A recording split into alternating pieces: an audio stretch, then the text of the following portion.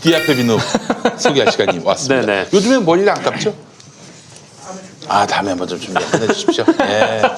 그래, 아니 진짜 이게 디아페 비누로 한번 머리를 감으면은 샴푸나 이런 일반 비누로 감았을 때 머리가 간지럽거나 그렇잖아요. 그렇죠. 이런 건 그런 게 없어. 또 심지어는 내가 환절기만 오면은 몸에 좀 습진이 납니다. 네. 뭐 여기 이런데 나요. 근데 이걸로 한번 딱 닦아주면은 마치 예수님이 피부병을 고쳐주신 것 같은 그런 느낌이 들어요. 네. 멈추면 보입니까? 네? 멈추면 보입니다. 광고 이런 거 괜찮나요? 멈추면 보여요. 멈추면. 우리 혜민 스님도 쓸지 몰라요. 네. 좀 가격이 좀 나가거든 이게. 네. 그러네. 네, 그렇습니다. 그러네. 자, 최근에 구매 후기 하나 소개하겠습니다. 항상 빠지지 않는 광고라 구입해서 사용해 봐야겠다고 또 한편으로는 비누가 뭐 이리 비싸냐 생각하고 있었는데 막상 구입해서 써보니까 기대 이상으로 너무 좋네요. 쓰자마자 피부가 매끈해집니다. 정말로 저 말고도 아이들 목욕할 때도 써야겠어요. 이 좋은 걸 이제야 구입하다니. 그리고 함께 넣어주신 쩌날리즘 감사히 읽어보겠습니다. 우리 보낭칠 이노큐, 디아페 비누 그리고 비타샵 그린 스무디 우리 네. 고객들께 쩌날리즘을 또 보내드려요. 구매하시면 좋습니다. 자, 디아페 비누의 특징 정제된 유황으로 만들고요. 유황의 효과로 피부 세정 그리고 건성 피부에 정말 효과적입니다. 온천에 이거 한번 들고 가보세요. 디아페 비누를 들고 가는 것만으로도 네. 주변에 뜨거운 시선을 받게 됩니다. 어떤 사실 시선을? 목욕탕에서는 딴 데 시선이 집중되지 않습니까? 서로의 딴 데. 그러나 이 디아페 비누로 이제 이 시선을 교체할 수가 있습니다. 이거는 좀 네. 먼저 뱉고 나서 뒤에 디아페 비누야! 이러면서. 네. 근데 디아페 비누가 있으면 다른 온천을 갈 필요가 없습니다. 이미 이 그렇지. 향기만으로도 이제 온천에 맞아요. 온 듯한 네. 느낌이 온천에 나기 갈 때문에. 필요가 없어요. 이거면 돼 이게 바로 온천입니다. 그렇죠. 예. 유황의 효과로 피부 세정, 특히 건성 피부에는 정말 효과적입니다. 거기에 제주도산 마유 오일을 사용해서 보습 효과도 정말 뛰어납니다. 피부 건강에 이로운 성분들이 포함된 어성초를 원료로 만들고 있는데요. 단순 천연 재료가 아니라 6주 동안 발효 숙성시킨 한방 재료를 사용해서 피부에 좋습니다. 건조한 날씨, 특히 요즘처럼 일교차가 큰 환절기에 특히 좋습니다. 피부 트러블로 고통받는 아이들, 날 추워지면 가려움이 심해지는 네네. 부모님께 강력하게 추천합니다. 써봐야 그 진가를 알 수 있는 디아페 비누를 김용민닷컴에서 압도적 최저가라고 뭐 해도 큰 문제가 없겠죠? 네. 대부분 가장 저렴한 가격이라고 돼 있어서 그렇게 압도적으로 싸진 않아요. 그러나 저렴한 가격은 저렴하게. 맞습니다. 그렇죠. 네. 디아페 비누 한 세트 3개. 요게 이제 3개 들어가 있는 거예요. 요게 2만 원이고 디아페 비누 한 세트. 근데 포장을 드리지 않고 그냥 비누만 떨렁 받으시는 이럴 경우 1,000원 싸게 해서 19,000원. 아하. 네. 재구매하시는 분들께 포장 제거된 실속형 옵션을 강력하게 추천합니다. 이거 괜찮네요. 네. 그러게 이게 괜찮네. 예, 너무 감사합니다. 디아페 좋다는 말씀을 너무 많이들 하시네요. 디아페 좋죠. 이제 디아페 써보신 좋습니다. 분들은 압니다. 그렇죠. 네. 그래요. 저는 그 온천 하면은 생각이 나는 게 겨울철에 노천 온천. 이거 몸은 따뜻한데 목을 쫙 빼놓으면 너무 좋죠. 시원한다. 네. 그 눈이 오면요. 그때 그 분위기는 이루 말할 수가 없습니다. 예전에 온천을 간 적이 있는데 온천에 혼자 이제 딱 가게 되면은 때를 밀 수가 없지 않습니까? 그렇죠. 근데 거기에 이제 떼수건을 약간 좀 구두주걱 같은 데다가 이렇게 달아놔가지고 등을 밀 수 있게 해놨더라고요. 그래서 신나게 막 등을 밀었죠. 근데 등이 다 까진 거예요. 근데 그게 떼수건이 아니라 발바닥 각질 자국이 네, 이거 조심해야 됩니다. 저 이동형 네. TV에서 마유를 말우유라고 소개했다고. 이런 무식하게 이럴 데 없는 인간. 이 못병티를 내네요 또. 무슨 이런 인간이 그 무슨 지금 나를 추격하고 자빠졌어. 이게 너무 이게 부끄럽습니다. 네. 이동형이가 날 쫓아온다는 것 자체가 이건 정말 부끄러운 일이에요. 이동형 TV 은근히 신경 쓰고 있는 거 아닙니까? 예? 김영민 이사장이? 저는 밟아요. 근데 이동형 TV도 여기가 신경 쓰이는지 종종 아이디로 들어오시더라고요. 그래요. 네. 아이디로 들어옵니까? 이동형 TV라는 아이디로 아마 어허, 네. 네. 이동형 사장은 아닌 것 같고 다른 분이 오시는 것 같은데. 김용민 TV 아이디로 이동형 TV에 가끔 들어가서 네.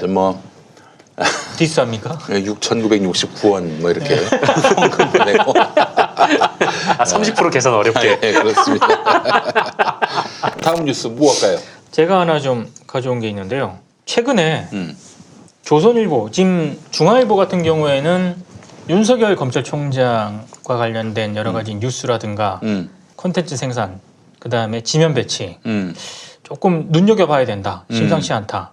계속 심상치가 않습니다. 중앙일보는. 근데 최근에는 조선일보 지면을 조금 볼 필요가 있는 것 같아요. 더불어민주당 박용진 의원을 조선일보가 너무 티나게 아주 세게 주목을 하고 있습니다. 네. 근데 이게 어느 정도냐면 이게 타임라인을 보면은요.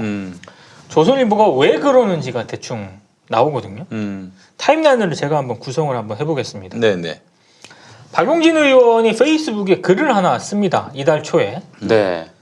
지난 5일 음. 조선일보 창간 100년 기념 타임캡슐 봉인식에 다녀왔습니다. 각계각층에 많은 사람이 초청을 받았는데 국회의원 3명 중에 제가 선정되었습니다. 라는 글을 씁니다. 이게 지난 7일 본인 페이스북에 쓴 글입니다. 그리고 지난 12일 전후로 박용진 의원이 연세대 학부생 500명을 대상으로 리더십 워크숍 온라인 강의를 진행을 하거든요.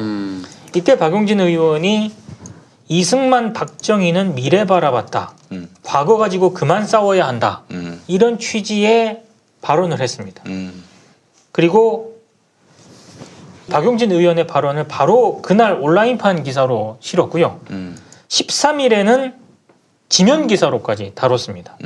굉장히 크게 주목을 했고요. 그리고 조선일보가 어제입니다. 어제. 박용진 의원의 소신 발언 해가지고 이거를 온라인에 걸쳐서 2차례에 걸쳐서 기사를 더 실어요. 그리고 역시 이것도 어제입니다. 온라인판. 진영을 넘어 미래로 우석훈, 박용진, 김세연이 뭉쳤다. 이런 대담집 작업 소식을 단독을 달아서 보도를 합니다. 그리고 오늘 또 조선일보가 지면에 씻습니다. 정확하게 6면입니다. 진영을 넘어 여야 97그룹 뭉친다. 이런 제목의 기사입니다. 97그룹이 뭐예요? 97그룹이라고 하는 거는 90년대 학번 70년생. 그렇죠. 나도 그러네. 그러네요. 97그룹. 네. 형님도 그렇고. 네. 더불어민주당 박용진 의원과 국민의힘 김세연 전 의원, 그 다음에 국민의힘 윤희숙 의원, 그 다음에 정의당 김종철 대표 이렇게 해가지고 여야 97그룹이라고 얘기를 했고요. 당연히 이제 조선일보가 이 중에서 가장 주목한 사람은 박용진 의원입니다. 그러니까 박용진 의원을 주목한 거는 이승만 박정희에 대한 공은 공대로 광은 과대로 평가를 해야 된다라는 이 발언이 계기가 된 건 분명한 것 같은데 저는 조선일보가 왜 박용진 의원을 조선일보 창간 100년 기념 타임캡슐 봉인식에 초청을 했을까? 이게 좀 의아한 그런 대목입니다. 그러고 나서 박용진 의원이 최근에 다들 아시겠지만 대권 도전 의사를 밝혔거든요. 이런 맥락을 어떻게 봐야 될까? 저는 박용진 의원을 참 좋아하는 입장이고 네. 그 마음을 뭐 바꾸고 싶진 않아요. 네. 그런데 이분이 너무 모르는 것 같습니다. 너무 모르는 것 같아요. 우리 지지자들을. 네. 그러니까 중도적이고 그런 노선으로 가면은 지금 편이 확실히 너무 갈라져 있고 이렇게 극단화되어 있는데 이 중간 지점이 없다. 이 지점을 내가 차지할 때는 대권까지도 도전이 가능하지 않겠는가. 나름대로 민주당 진영에서는 표를 얻기에는 자기 판단에는 이제 친문재인도 아니고 친노무현도 아니고 또 아무래도 진보정당에서 넘어왔으니 좌파 딱지가 또 붙고 그러니 창조적 파괴를 해야 되겠다. 자신의 어떤 그런 진지의 확장성을 가져야 되겠다라고 판단을 해서 저쪽까지도 두루두루 아우를 수 있는 외연 확장을 한번 해야 되겠다라고 마음을 먹은 것 같은데 패착인 거죠. 선을 넘지 말았어야 했어요. 조선일보는 또 이승만 박정희는 그건 오바였습니다. 개 오바였어요. 참 그 형 그 이해를 할 수가 없네. 왜 그 단계까지 가셨나. 이 내부에서 노선 투쟁을 벌일 수는 있다고 보지만은 그 조선일보한테 귀여움 받아가지고 미래가 없어요. 그러니까 저도 아쉽게 생각하는 대목이 그거예요. 박용진 의원의 전략 그게 정확하게 뭔지는 모르겠습니다만 일단 민주당의 확장성 그리고 중도층을 잡고 가능하면 보수층의 일부 지지 세력까지 끌어오겠다. 이런 어떤 전략을 본인이 하고 있는 게 아닌가 이렇게 추정만 할 뿐이에요, 저는. 근데 그 전략에 저는 뭐 기본적으로 동의하는 부분도 있고 동의 안 하는 그런 부분도 있긴 한데 다 좋아요. 그 전략을 그렇게 본인이 펼치겠다라고 하면은 뭐 민주당 내부에서 이런저런 토론과 논쟁을 통해서 이렇게 하는 건 다 좋은데 저는 조선일보와 이건 저의 생각입니다. 전략적 제휴를 통해서 하는 이런 방식은 100% 패착할 수밖에 없다. 네. 하여간 참 지지자에 대한 그 분석을 너무 못한 것 같다. 이런 생각이 듭니다. 단언컨대 그거예요. 예. 조선일보하고 어울리는 순간 조선일보가 어떤 집단입니까? 악마들이에요. 이 역사에서 지워버려야 될 존재들입니다. 용서할 수가 없어요. 저는 정말 그 역사적 인식이 쌓이면 쌓일수록 이 시대 이 민족의 역사 가운데서 가장 나쁜 짓거리를 하는 집단, 정말 그 스스로 아주 악마가 되려고 작정한 집단이 아닌가 이런 생각이 듭니다. 진심으로 하는 얘기고, 그 조선일보 제가 또 그 뭐 안 본 것도 아니고 초등학생 때부터 열심히 읽었던 사람으로서 이 사회의 기득권 세력이 롱런하기를 바라는 세력이에요. 민주주의에 대해서 아무런 관심도 없고 한민족의 정체성이 없는 신문이다. 민족지라고 표방했는데 그건 일본 민족지다. 이렇게 생각을 합니다. 나처럼 조선일보를 연구 많이 하고 또 열심히 또 읽은 사람이라면은 할 수 있는 얘기예요. 예.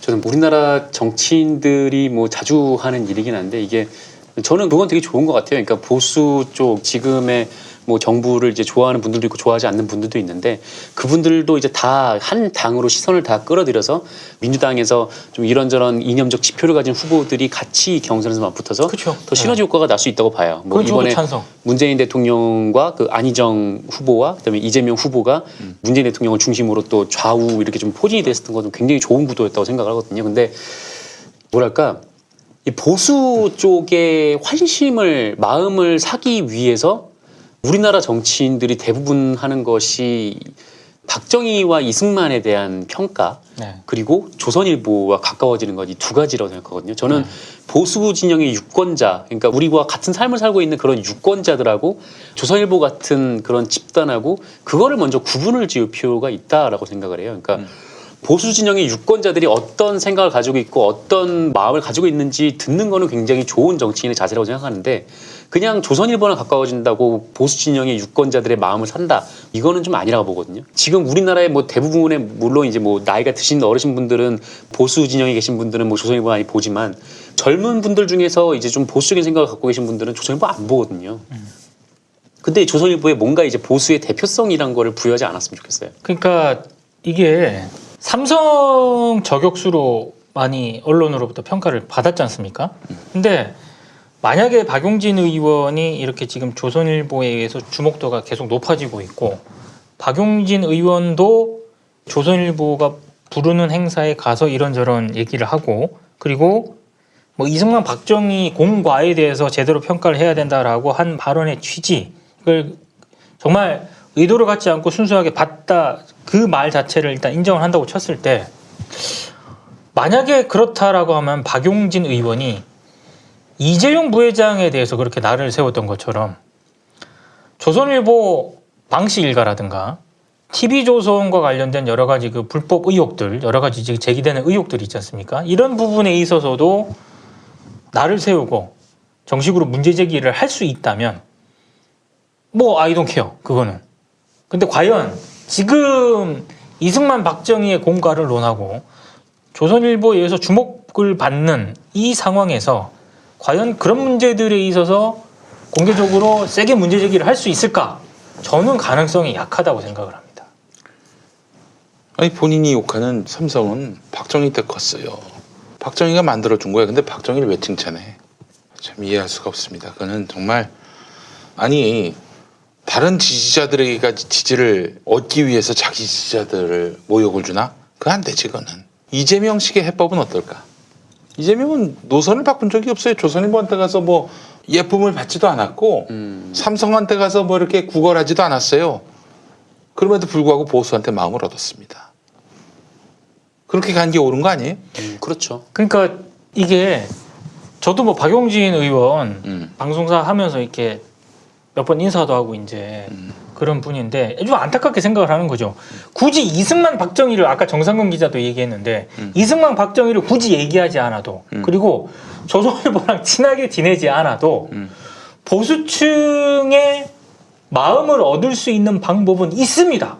지금 얘기한 김용민 PD가 얘기한 이재명 지사의 방식도 있고요. 그거를 또 고민을 해야 되는 것이지 지금 박용진 의원이 접근하는 방식은 제가 봤을 때는 매우 고리타분하고 매우 올드한 방식입니다. 뭐 급격히 보수화된 20대 남성분들은 사실 이승만 박정희에 관심이 없어요. 네. 그렇지. 조선일보에 대해서도 관심이 없어요. 조선일보도 관심이 없어요. 그러니까 왜 지지자들을 화내게 만드냐 이거예요. 그 지지자들이 역사를 바꿨는데 촛불혁명을 일으켰는데 박근혜 권력을 만들었고 유지시켜 왔던 조선일보한테 가서 왜 그렇게 거기 유호정도 갔나? 아니요, 안 갔죠. 누가 갔지? 정의당 누구도 갔었어. 유호정도 어디요? 갔나? 정의당도 갔다고요? 타임캡슐 거기에 유호정도 갔나 그랬어요. 거기 네, 갔네요. 갔죠. 네. 헐. 야, 그 조선일보한테 가서 하여간 얼굴 도장 찍어서 좋겠다. 어디서 그런 쓰레기 같은 짓을 배워가지고 조선일보한테 가가지고 머리를 조아려? 진짜 아주 그냥 치가 떨립니다. 치가 떨려. 그러니까 저는 잠깐 그 박용진 의원 얘기하다가 간 사람들은 내가 인정할 수가 없습니다. 진짜. 그러니까 저는 아니 뭐 그냥 간 거 아니냐 이렇게 얘기를 하는데 그렇게만은 볼 수 없다는 게 제 생각이고요. 그리고 박용진 의원 얘기하기 전에 잠깐 또 말씀을 드리면 윤석열 총장 있잖아요. 아이고 이낙연 대표도 들어가고 아 이낙연 대표는 원래 김태년도 들어가고 아이고 참. 아니 정세현 부의장은 또 왜 들어가 여기 또 이름을 아니 진짜 반통일 세력 중에 간판인데 조선일보가 거기 그날 행사에 간 게 아니라 아니 하여튼 뭐 소장품이든 뭐든 네. 이걸 왜 여기다 갖다 주냐고요. 아유 진짜 딱지가 나네. 아니 민족 반역 세력이라니까 아주 역사에서 도려파내야 될 이런 그러니까 악마들이에요 악마들. 그러니까 저는 이게 좀 이해가 안 가요. 저 같은 경우는 삼성 문제를 비판을 하면서 저는 이건희 삼성 회장 그 장례식에는 갈 수 있다고 보거든요. 근데 삼성의 여러 가지 불법 승계라든가 이런 거를 비판을 하면서 삼성과 관련된 행사에 가서 이런저런 얘기를 하고 삼성에 대해서 뭐 강연을 하고 이런 부분은 전 다른 문제라고 생각을 하거든요. 저는 조선일보나 TV조선도 마찬가지라고 생각을 해요. 제가 누차 말씀을 드렸고 제가 얘기했을 때는 처음에는 다 지지를 못 받았는데 MBN 문제 불거졌을 때 처음에 민주당 관계자들 제발 MBN 좀 출연하지 말라고 제가 얘기를 했거든요. 진보적인 그런 논객들도 제발 MBN 가지 마라. 아니 이 새끼들이 말이죠. 뭐라고 생각하겠어? 야 결국 뭐 우리가 내놓으라고 하니까 소장품 다 갖다 주는구나. 야 이게 바로 우리의 권력이야. 우리의 힘이야. 이러고 딸딸이 치자잡겠냐 이거야. 이 조선일보. 그러니까 양마들이. 저는 그런 어떤 왜 여기에 호응을 해줘? 그런 어떤 것보다 네트워크가 형성이 되는 거고 그렇게 형성이 되기 시작하면은 나중에 MBN과 같은 이런 확실한 사안에 대해서 선을 긋기가 대단히 어렵게 된다라고 하는 거죠. TV조선 어떻게 없앱니까? 네. 이 사회 중심 세력들이 나름대로 네임드들이 다 여기 와가지고 소장품 내놓고 타임캡슐에 심으려고 하는데 어떻게 없어요? 없애기는. 그러니까 그래서 제가 이런 방식 정말 정치인으로서 기본적으로 무슨 뭐 컨퍼런스 이런 데 가서 뭐 인사말하고 이런 것까지는 제가 뭐라고 안 하겠습니다만 이거는 좀 아닌 것 같아요. 진짜 이런 식의 행사에 가서 이렇게 하는 것 더더군다나 좀 의외의 어떤 이름들이 많이 보이는 것 이런 것 작년에 그 일본하고 저 충돌 빚어졌을 때 일본 편 들었던 새끼들 아닙니까? 이런 새끼들한테 가가지고 지금 뭐 하는 짓들이에요 이게? 방식이 굉장히 올드하다. 이건 성공할 수 없다. 이런 조언을 제가 드리고 싶습니다. 얼굴이 확 뻗치네 진짜. 그러니까 우리는 나보고 타임캡슐에 뭐 저기 소장품 넣으라고 하면 난 똥을 보내겠어. 이들아 내 똥을 잘 보관해라. 이들아 이럴 거야 난. 아 이런 진짜 입을 확 뻗치네 진짜. 어? 어디 이런 이들하고 상종을 해? 조선일보와의 관계를 어떻게 설정할 것인가 하는 거는 정치인으로서 고민을 해야 될 부분이긴 합니다만 조금 고개가 갸우뚱해지는 대목이 있죠. 예. 참. TV조선 못 없애요. 아 이거 어떻게 없어요? 못 없애. 지난번에도 말씀드린 MBN 정도도 못 날려요. TV조선 못 날립니다. 아유 화내서 죄송합니다. 그러나 진짜 이거는 시민들이 말이죠. 막 이렇게 조선일보에 대해서 열심히 그냥 문제 제기하고 열불 내고 그러는데 또 똥을 뿌리는 거 아니야? 그 시민들의 노력에 뭐 하는 거야 이게 도대체? 걔네들만 으쌰으쌰하게 만들고 말이야. 이 민족의 반역 세력들한테 역사 의식이 일이라도 있어봐. 어디 그 근처 가가지고 얼씬이나 되겠어. 이런 댓글이 있습니다. 정상근 기자는 얼었네.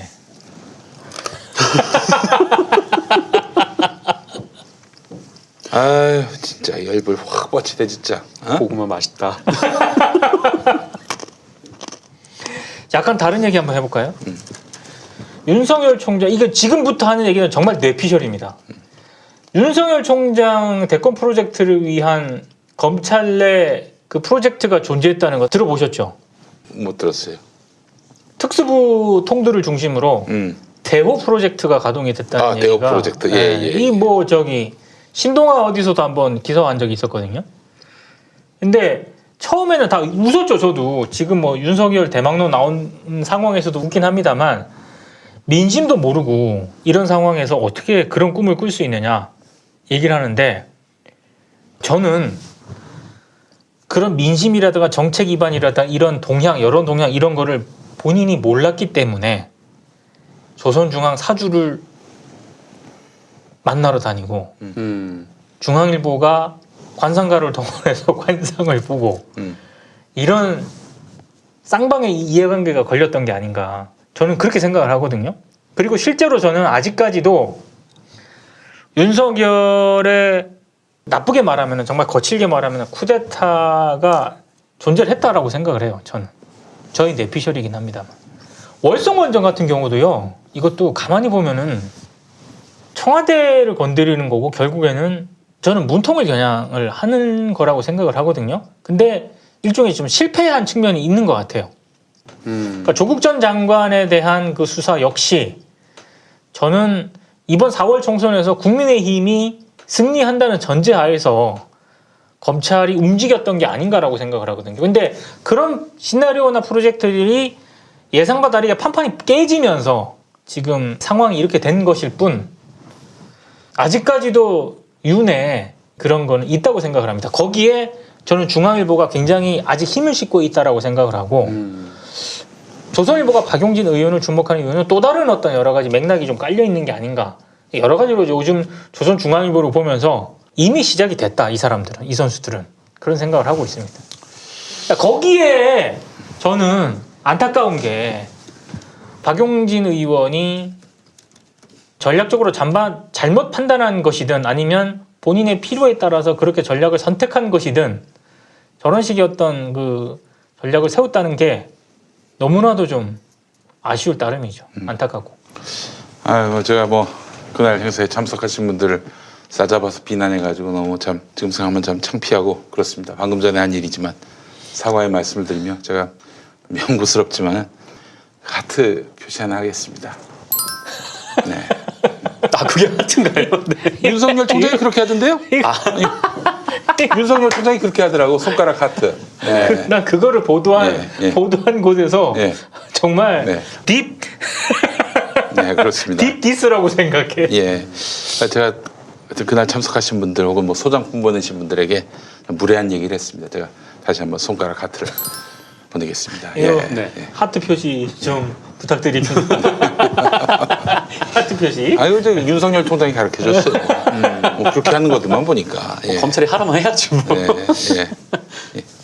자, 그래 뭐 마무리할까요? 어떻게 할까요? 저 하나 더 하나만 더 있는데 뭐 해주시죠. 짧게 예, 할게요. 예. 네, 그 미디어 오늘 단독 기사인데 네. 그 ABC 협회라고 있지 않습니까? ABC 협회. 네. 예. 그러니까 뭐 신문, 잡지 뭐 이런 곳에서 우리가 몇부 발행한다 이렇게 신고를 하면은 이 ABC에서 실제 확인을 하는 그런 곳이에요. 그러니까 이게 문화체육관광부 소관의 이제 사단법인인데. 그러니까 이 조직이 왜 있냐면은 이 광고주들이 뭐 얘네는 뭐 100만 부 찍는다고 하는데 100만 부가 맞아? 그렇게 의심을 가질 수 있잖아요. 왜냐하면 광고 단가가 결정이 되기 때문에. 그래서 이걸 이제 정확히 조사하는 기관인 거죠. 근데 저희가 좀 몇 번 얘기를 했습니다만 이 기관이 조사하는 발행 부수가 정말 현실과 맞는가라고 생각하면은 뭐 그렇지 않다라는 지적들이 좀 상당히 있어 왔는데 그런데 최근에 이 ABC 협회의 내부 관계자들이 지난 9일에 이 문화체육관광부에 진정서를 하나 제출을 합니다. 네. 여기서 뭐라고 하냐면 지난 5년간 ABC 협회의 일간신문 공사 결과는 신뢰성을 잃었다. 그리고 공사 과정은 불투명해서 구성원으로서 도저히 납득할 수 없다라는 말을 했어요. 네. 그러면서 두 가지 예를 들었는데 2020년 공사 결과 A신문은 발행 부수 대비 95.94%의 유가율을 기록했다. 그러니까 100부를 찍으면은 이 중에 95%가 실제 구독을 하고 있는 그 신문이라는 그게 것이죠. 말이 됩니까? 이 A신문은 조선일보. 네, 조선일보예요.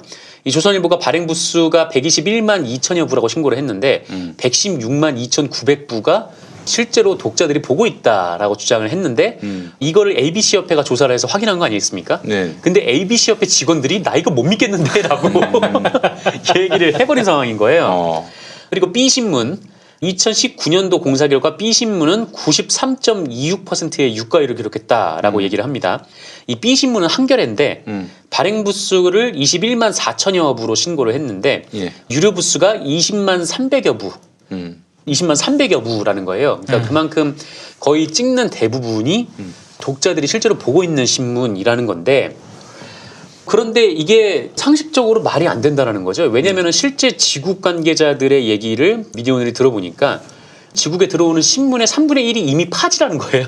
3분의 1이 이미 배달은커녕 팔지도 않고 그렇죠. 그대로 그냥 뭐 계란판 공장에 네, 간다든지. 그냥 물량 밀어내기로 그러니까 파지 팔아서 너네 써라라고 주는 게 이제 3분의 1 정도 된다는 거고 아이고. 이 많은 곳은 절반이 파지인 곳도 있다라고 합니다. 그런데 ABC 협회는 90% 이상 유가율을 기록했다고 하는데 이거는 아무리 생각해도 나올 수가 없는 수치라는 거죠. 그러니까 정말 여기는 잘 된다라고 싶은 것도 80%를 넘기가 이게 좀 상식적으로 힘들대요. 근데 90%가 넘게 이 조사 결과가 나왔다는 건 뭐 있을 수가 없는 얘기고 그래서 이 지국장 같은 경우에는 ABC 협회는 오늘이라도 해산해야 된다.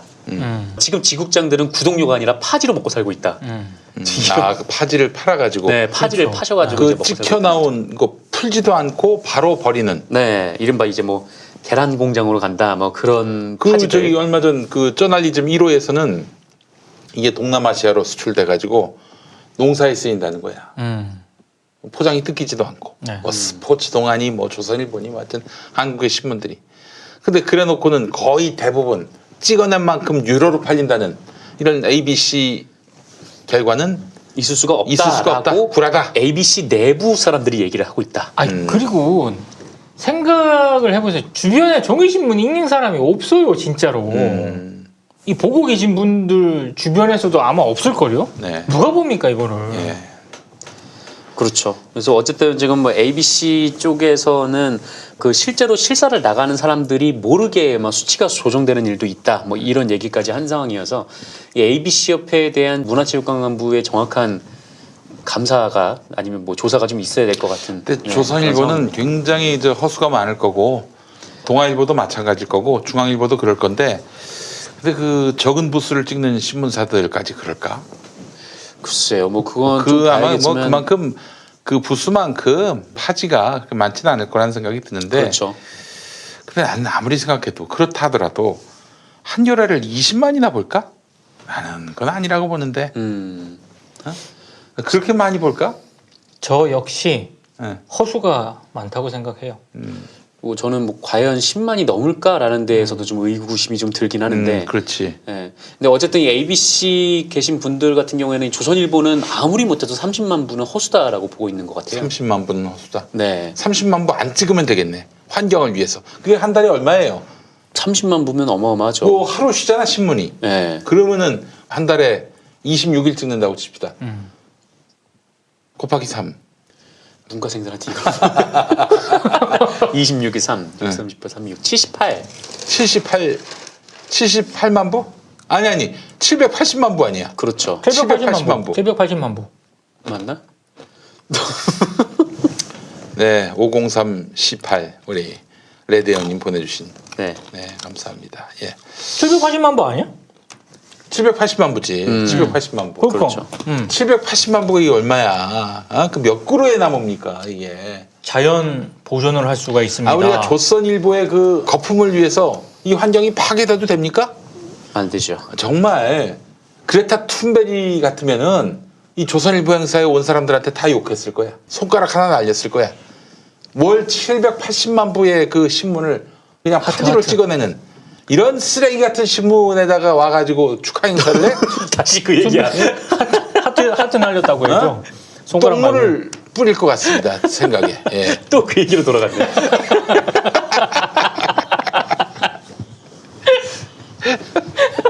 그만해 오줌 마려.